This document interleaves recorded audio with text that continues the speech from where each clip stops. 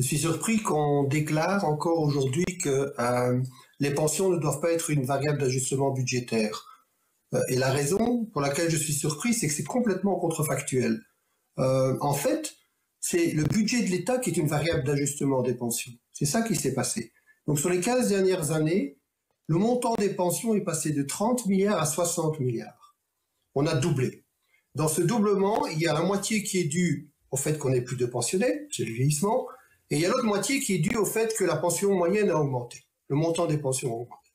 Ça, c'est la réalité. Et ça s'est fait comment? Mais ça s'est fait par les financements alternatifs, par un prélèvement sur le budget de l'État. Et du coup, votre question, Jean-Hendrix? L'observation, ce que je constate, c'est qu'effectivement, on utilise aujourd'hui, par le financement alternatif et par les subsides de l'État, on utilise finalement l'argent du contribuable pour combler les trous, en fait, dans le système de financement de la sécurité sociale.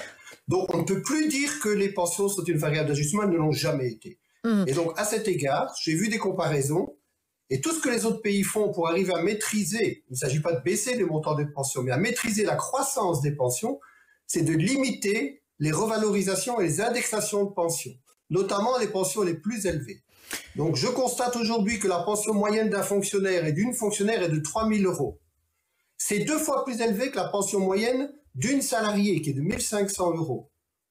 Et c'est 5 fois plus élevé que la pension moyenne d'une indépendante. Quand on fait une indexation en 2022, comme on l'a fait, de 10 à 12% des pensions, ça veut dire que la personne qui a une pension de 3 000 € voit sa pension augmenter de 300 €.